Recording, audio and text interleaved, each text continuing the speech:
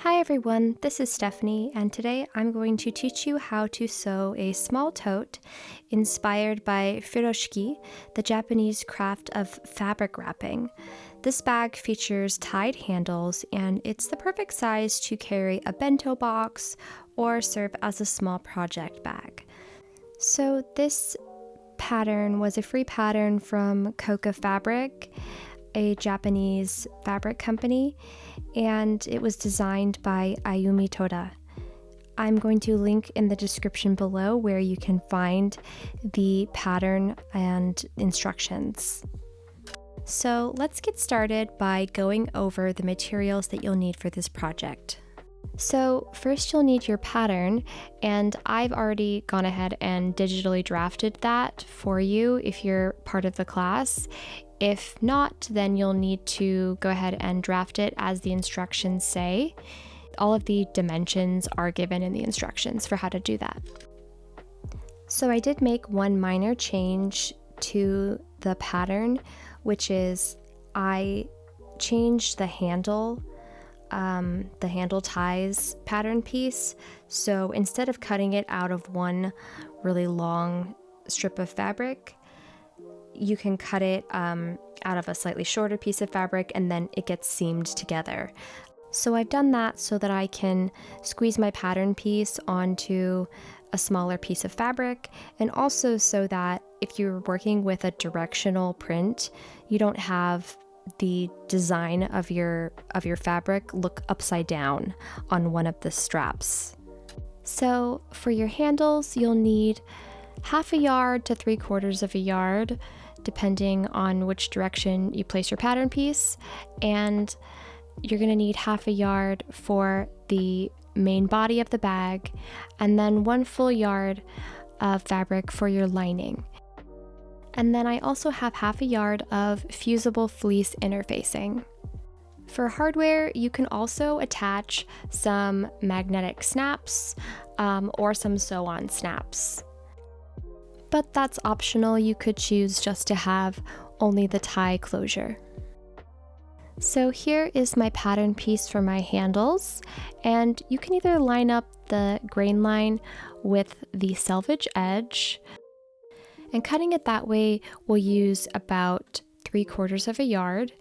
However, if you place it on the crosswise grain line across the width of the fabric, you only need about 1/2 yard of fabric.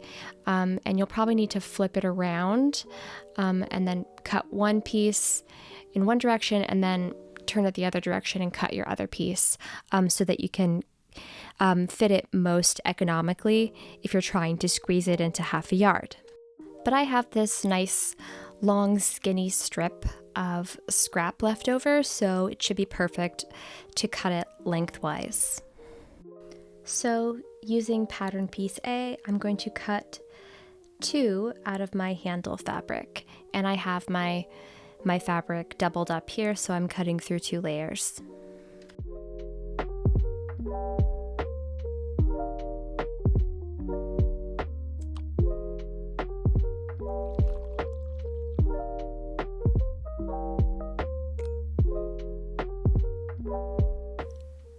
So this linen fabric is going to make up the main body of my bag.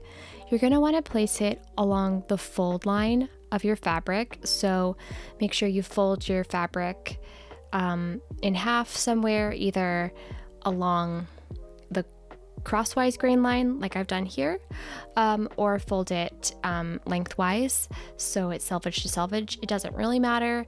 You just need to have a fold line so that you can cut your pattern piece on the fold. So then using pattern piece B, I will cut out 1 on the fold using my exterior bag fabric.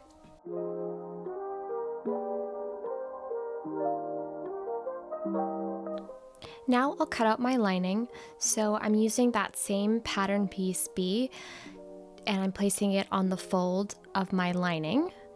And I'll cut out 1 of those on the fold. Then pattern piece A needs to go on the lining as well, and we'll cut out 2 from the lining fabric. And last, place your pocket on here somewhere, and we'll cut 2 of the pocket piece as well. So make sure you place everything in a way where you can fit all your pattern pieces, then go ahead and cut everything out.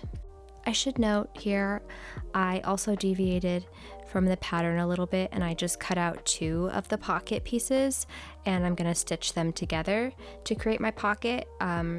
The original pattern has you just sort of hem the pocket, which is totally fine. I just decided to do it a little bit different.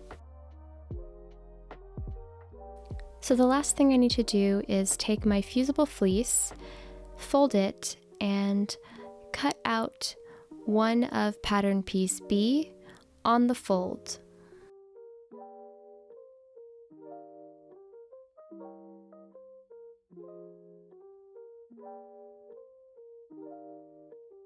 I'm just going to give my the main body of my lining a nice press, and then we're going to fuse the fusible fleece to it. So make sure you have the scratchy glue side facing the wrong side of your lining fabric. So that's the scratchy side and this is the wrong side of my lining. My fabric doesn't really have a wrong side or right side, but if you do, that really matters. Then I'm going to take a press cloth, which is just a scrap of fabric. If you don't have a press cloth, you can just flip it over and iron from the other side, from the lining side. So first I just kind of quickly glide all over to gently fuse it, and then I will place my iron in one corner, hold it there for 10 seconds, lift it up, move it to the next spot, and hold it for another 10 seconds, and do that until I've covered the entire piece and the whole thing is nicely fused.